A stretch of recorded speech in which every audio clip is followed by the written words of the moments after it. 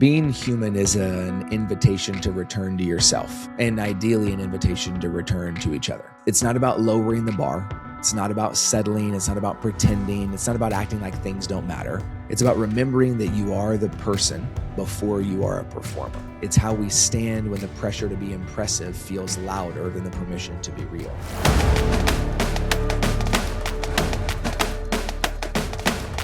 What if the biggest threat to your insurance career isn't competition, isn't rejection, isn't the leads, but it's the fact that you've never taken time to really sit down and define what it is you clearly want, or let me put it another way, what success looks like for you?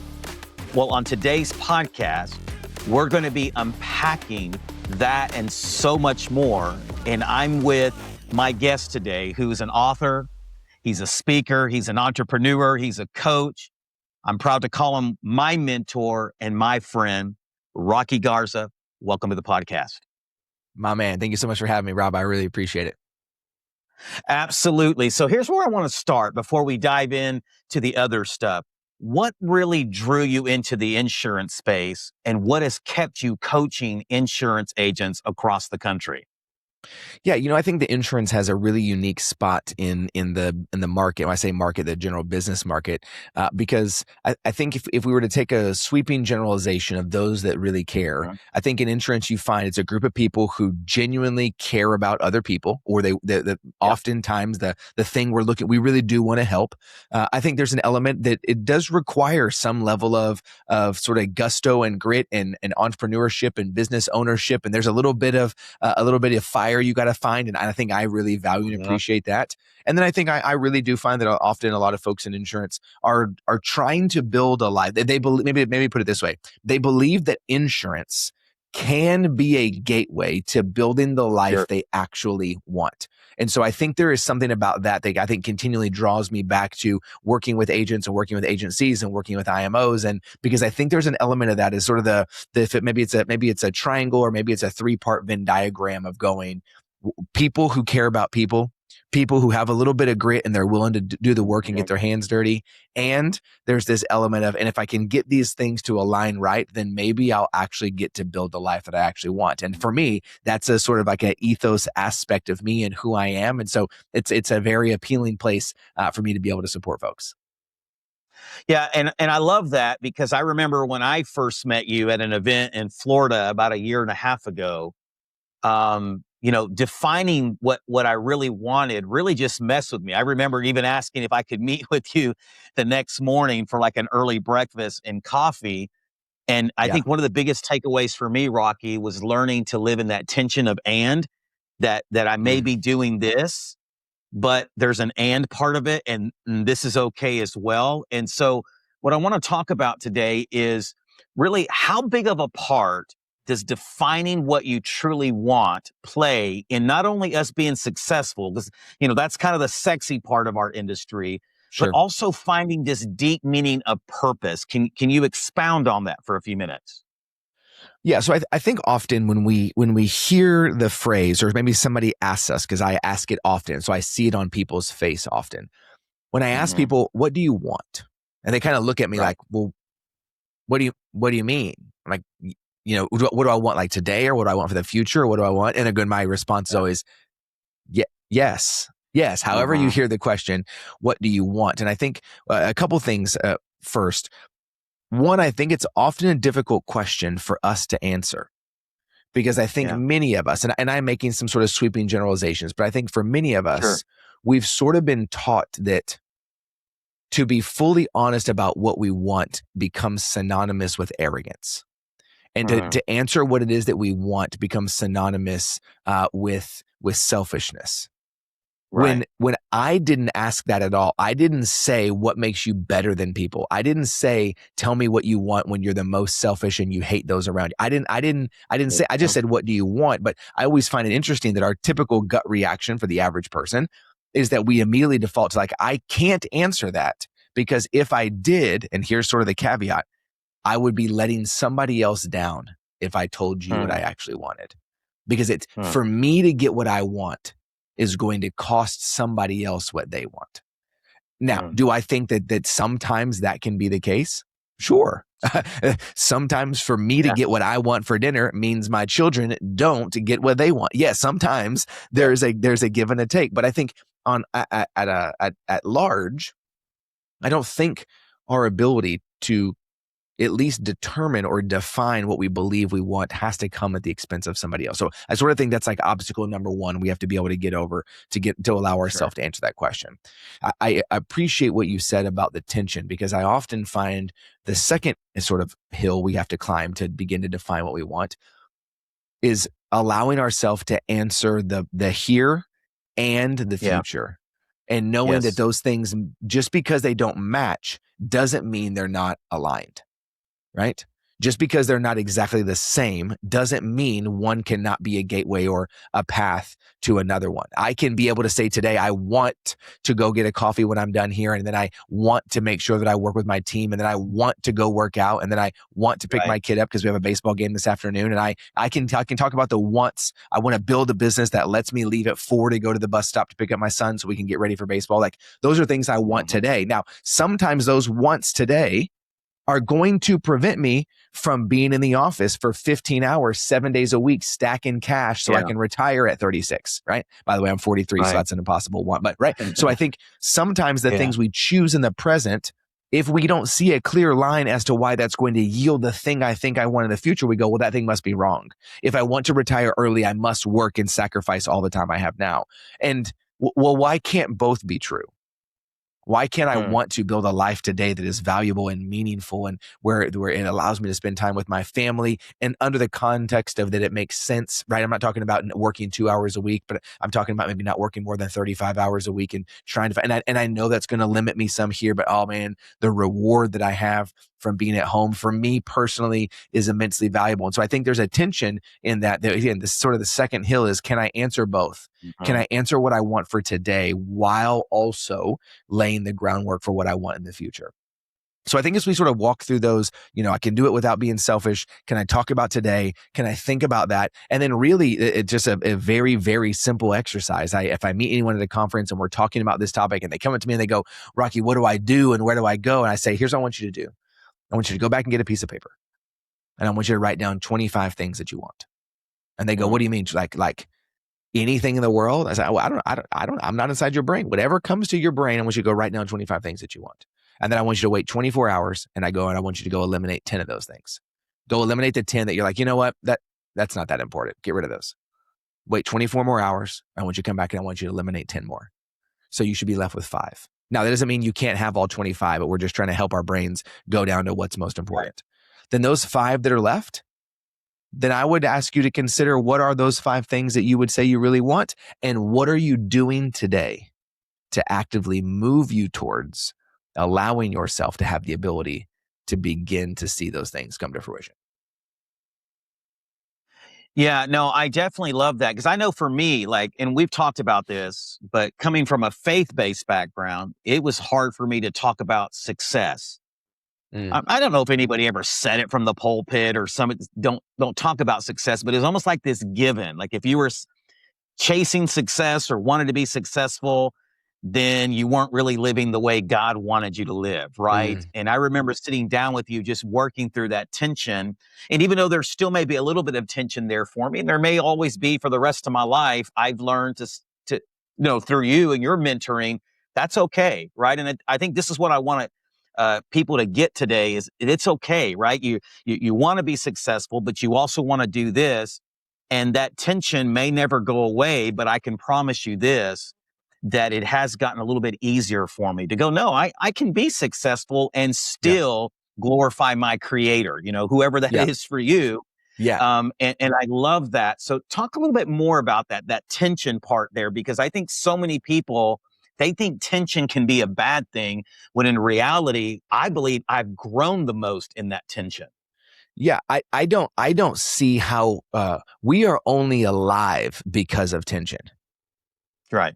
Like the tension between, I'm going to use some things. These are everyone who's listening who is a scientist. Don't tag me in the comments and tell me why my scientific facts are wrong. Just humor me with analogy. Okay, these are analogies. Sure. These are not scientific facts. Okay, but We're alive because there's a tension between our planet and the moon that creates enough force that keeps us from floating away.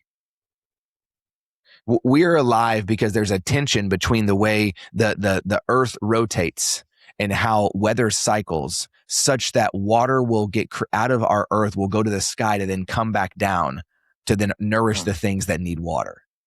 Like we are in tension because my muscles stand me up and allow me to move around. And we find that our life gets less, we're less mobile and less enjoyable. The less tension we have in our muscles, the less mobile we become. The greater, we work out under tension in hopes of creating growth so that we could be. Now, wait a second. You're telling me if I go to the gym, but I lifted nothing, but I went to the gym every day, I would be in good shape. Nope, I am not telling you that. I'm telling you that would mean you are good at going into a door.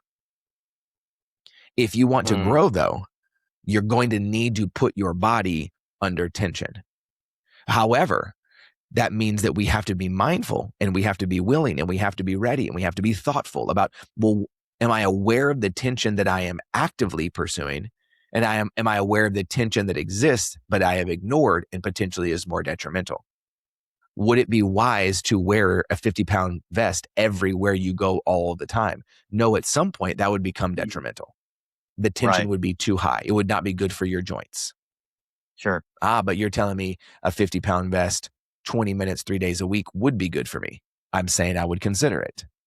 So I think we use all those analogies because the physical world is a much easier place for us to sort of create rationale around what our mind and our heart, I think, sometimes want to fight against. But the ability to go, okay, that does logically seem to make sense.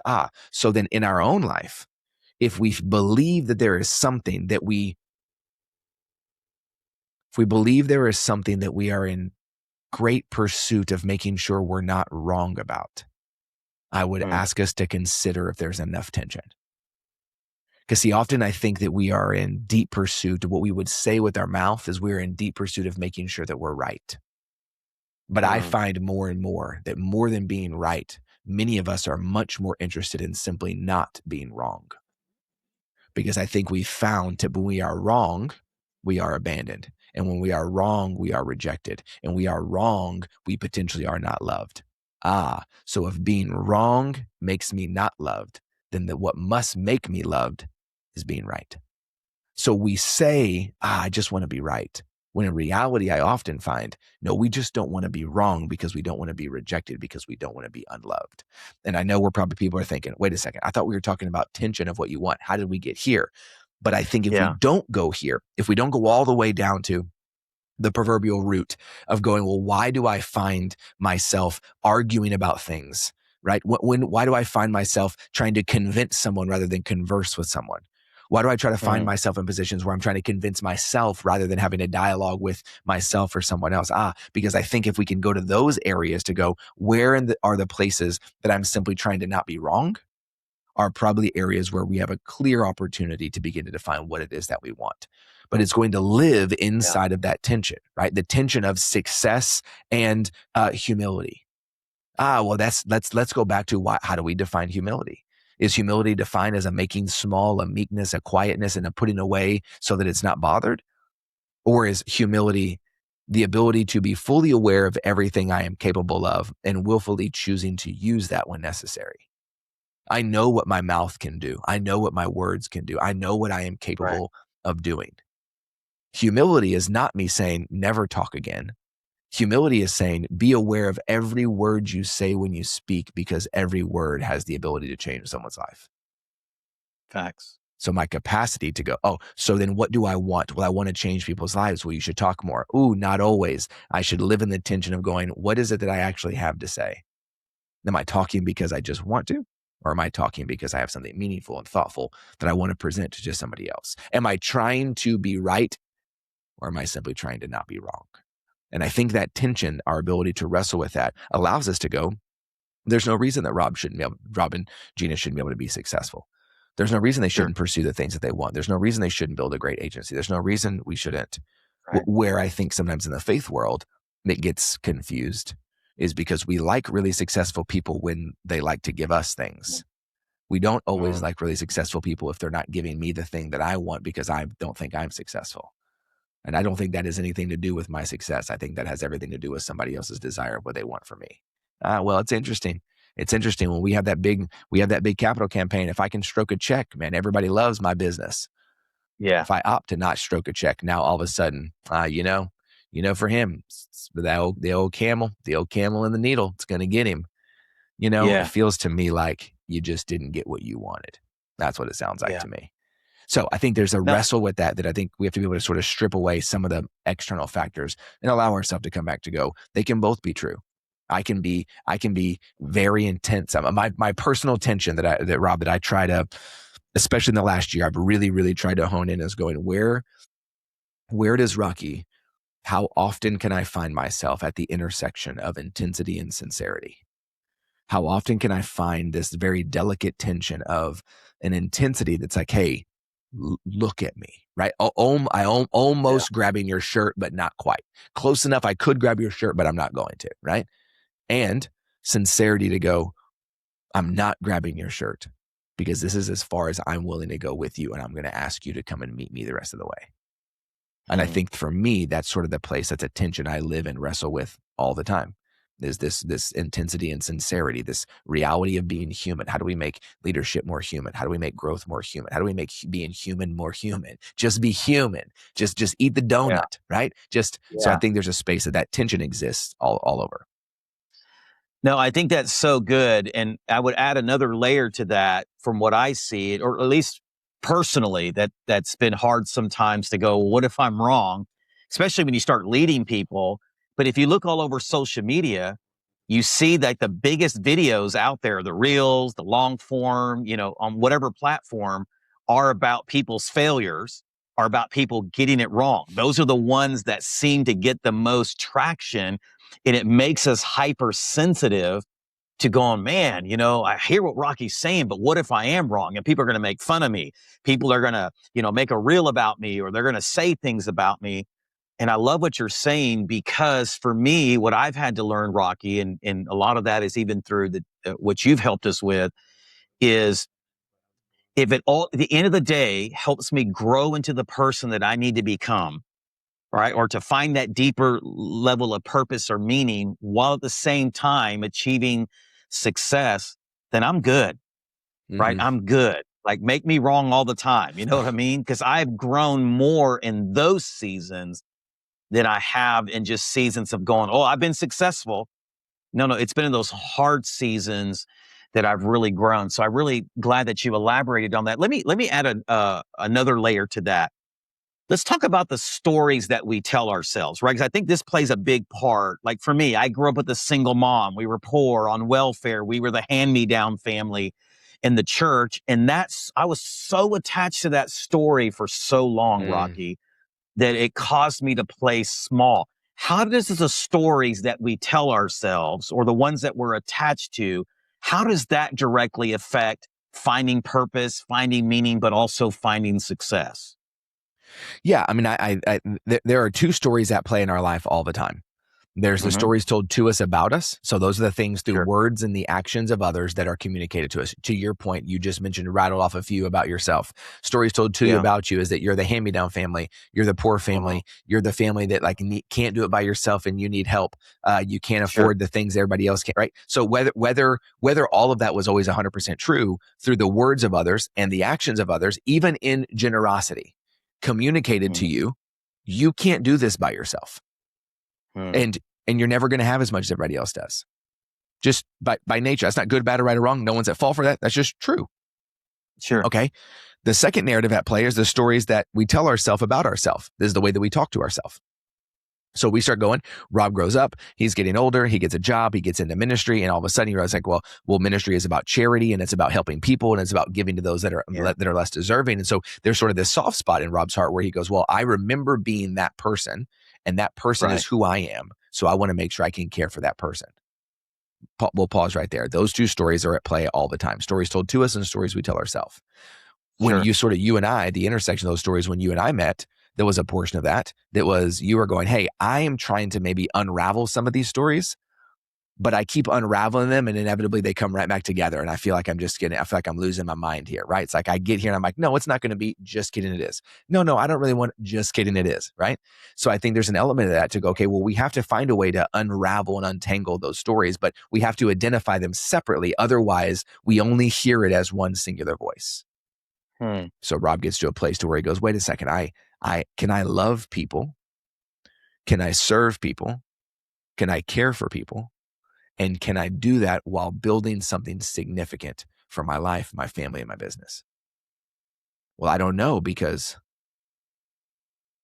I didn't have very much growing up. So I probably don't deserve that very much now.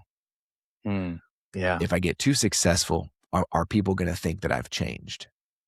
Are they going to think that I'm too? I say I love. I don't necessarily love it, but for metaphorical sake, I love when people want you to win until you win.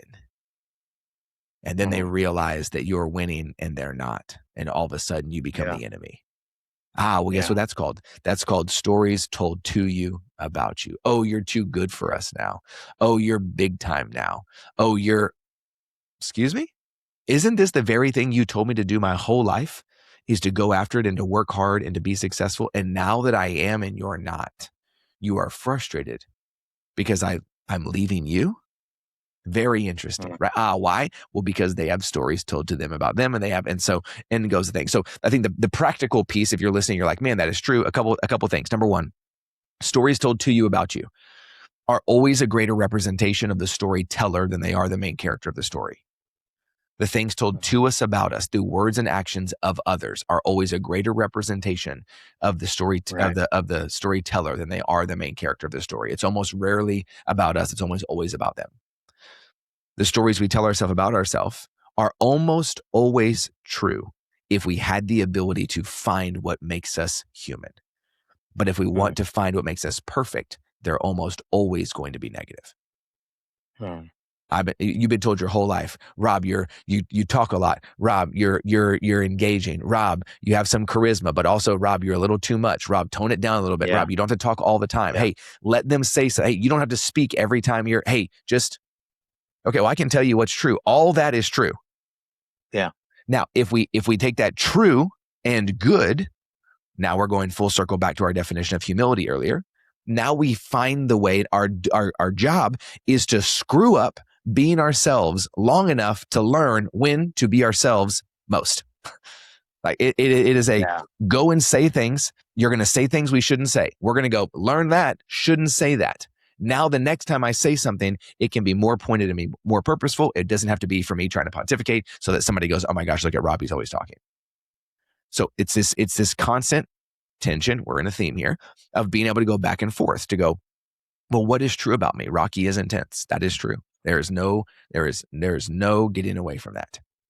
Right. However, I can either go, I'm so intense, I'm too much, I should just be quiet. Or I can go, I'm intense and everybody needs to know it and I'm going to be over the top. Or I can say I am intense and it is good. And I will be mindful of my intensity to use it when it's appropriate.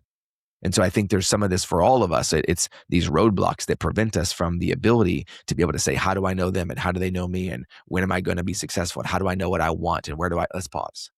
First just tell me what's true. What's true about you?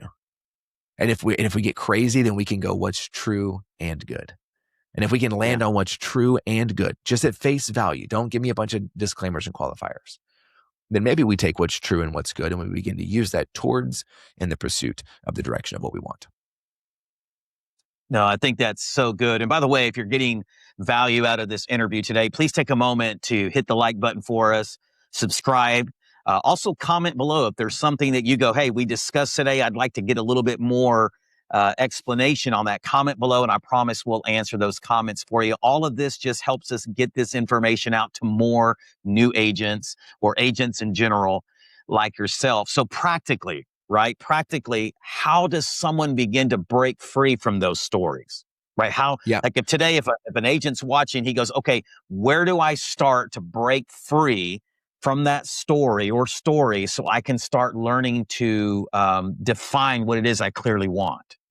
Yeah, great. So I'm going to give 3 things 2 that are Okay. free that you can go do on your own. 1 you can do as Okay. soon as you stop listening to this podcast. Okay. Yep. The first one, you can go to rockygarza.com/confidence. This month, I have a leadership workshop I do at the end of the month. It's 100% free. We don't have courses. We don't have classes. We don't have groups. I have nothing to sell you.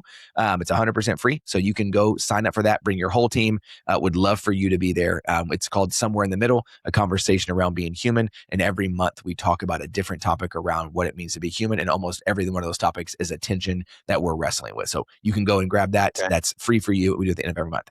The second one, just go to rockygarza.com. Across the top, there's a free ebook for you. It's more of like a workbook than it is an ebook. I'm more of a workshop kind of guy.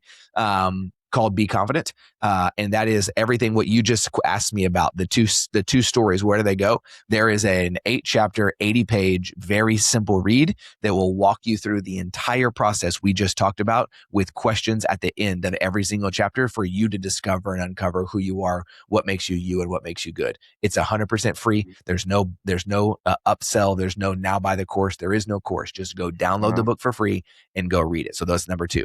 Here's my third one. Is I would encourage you to get out a pen and a paper as soon as you're done with this podcast. Then I would ask you to simply write down 5 things that make you remarkable. Write down 5 things that make you remarkable. Now, I know some of us hear that and we go, I can't think of one. Okay, it's a great place to start. It's a great place to start. It's a great place to start with a kind of clarity and recognition to go, I am unsure if I even have the ability to discover what would make me remarkable. Then it's going to be hard to define what you want. It's going to be hard to define what makes you good. It's going to be hard. So, and I'm not telling you that to discourage you. I'm telling you that you have to begin somewhere. And often the clarity we're looking for comes on the first step we take after we say, I don't know. So if you get to 5 things that make you remarkable and you say, I don't know, it's a great place to start. Start there. Phone a friend, shoot me an email, send me a DM on whatever platform you're on. We're on all of them. Send me a message. I will respond back to you, but let me know where you are if you're in those places. But that's where I would start, very practically. Write down 5 things that make you remarkable. Sit with it for 2 or 3 or 4 days. Share it with someone that you trust and like and care about, and go, if these things were true about me, what would I do different today?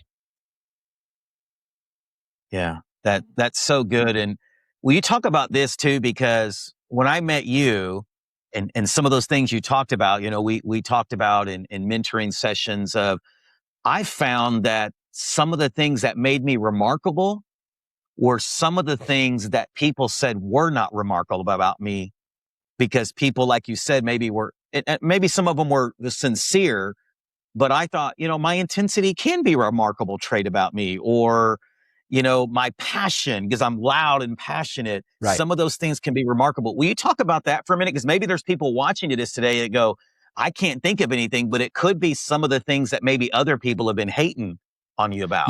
Yeah. So let's do it this way. I've been told my whole life, Rocky, you're too intense. Rocky, you're too emotional. Rocky, you're too much. Take any of those stories. And there's a handful out there that have been told you're too nice, you're too quiet, you're too naive, so whatever those things are, right? So go back when I said the stories told to us about us, those are things told to me, are always a greater representation of the storyteller than they are the main character of the story. Here's what I mean by that. When someone says, who's never told me I'm too intense? Someone who is equally as intense as me. It's true. Who's never told me that I'm too emotional? Another male who was equally as expressive with their emotions as I was. Okay. So what we did is we took a trait about us. The things that people reflect back to us are almost always true. We're all very smart and we're all doing our very best to tell each other what it is that we think. But when the story becomes a greater representation of the storyteller than the main character of the story, what happens is we take that and it gets twisted, because it becomes about us, not us. It becomes about the storyteller. People tell me I'm too intense. Those are people who are not intense and don't know how to handle my intensity. So they say, Rocky, you're too intense. Stop it because I can't handle it. Well, that doesn't make intensity in and of itself bad. It means the people who communicated the story to me twisted it and made it about them. Yeah. They said, your intensity, I don't know what to do with. So can you not be you because I don't know what to do with you? Well, I didn't ask you I didn't ask you to do anything with me. Yeah. All I asked you was to be with me. All I asked you was to see me. All I asked you was to allow me to be myself. Oftentimes those same people don't know how to be themselves. So if you get in a place where you're stuck and you're unsure to go, well, how would I even begin to describe who I am? Well, I think you would start by going, what has been told to me about me? And if I took the negative connotation away that somebody else meant and intended when they said it, and I Right. just took it for face value, just for truth, is that thing true? And if so, am I willing to allow myself to then believe that thing is also good? No, I love that, Rocky. And I want to close today with this quote that you have on your website and just want you to expound on that. And then if you have anything that you want to give, last bits of wisdom to first year agent, in this business. It says success shouldn't come at the cost of burnout, self doubt, or feeling stuck. Realign your leadership without losing what you've built. Will you expand on that as we close today? Yeah, I think that many of us are especially first year agents and thinking about the demographic of many of them. We've grown up in this very, very high propensity for grind it out. I think Yeah. I really like Gary V or Gary Vaynerchuk, but Yeah. I always think about like early Gary V. Like early Gary V Yeah. was like put in the hours and grind and hustle and do more work and do more for free and never stop. And if you do more, you'll get more. And I love he sort of like changed his tone over the last decade because he's grown and he's Hmm. changed. And I love that. I love that Sure. this message can grow with him. But I think um, success, however each of us define it, should, I was going to say should not come, but let me rephrase that. Uh, if you are tired, burnt out, exhausted, no energy, and a general Hmm. jerk the majority of your life, but your business is thriving and your bank account is full, have you attained success? Mm. If your relationships and partnerships and marriages Yeah. and are failing, Yeah. but we grew by 32% this year, is that success? If my relationships are good and my business is thriving, but mentally and emotionally and physically, I've never been less healthy, is that Yeah. success? So the idea behind the phrase is that success shouldn't come. Can success come at the cost of self? To the extent by which we can point to one area of our life and go, man, I finally did it, only to watch the other side of our life crumble. And I'm very aware we can't have it all. I'm very aware that there's a give and a take. I'm very aware, per the last 32 minutes, that life is full of tension everywhere. I would not make any suggestion that you can pick the 8 categories of success and find them all at the highest level. That's probably not true. Right. However, I believe that every human being has the ability to determine, what does success look like for me today? And what is the wins that I'm going to be able to have today? And how am I going to move in those things today? Sure. And I think our ability to be able to do that, our capacity to be able to move in that direction, gives us a chance to go, those things shouldn't come at the expense of everything else. And so I find the most common denominator place for us to come back to is just be human. Mm. Just be human. Just come to a place where we have the ability to say, hey, maybe there is something different here that I didn't know or I didn't see and I wasn't fully aware of. But how do I come back to what it means to just sit in this place and just be human? So let me when you're ready, I have one thing that I'll close with. Sure. Yeah, no, I definitely want you to share that in just a second. But before we get into that, as we close, Rocky, tell us where people can find you at. Like somebody says, Yeah, "Hey, I want to connect at a deeper level." Where are you at on social media? And we'll put that down in the video description when great. this podcast releases.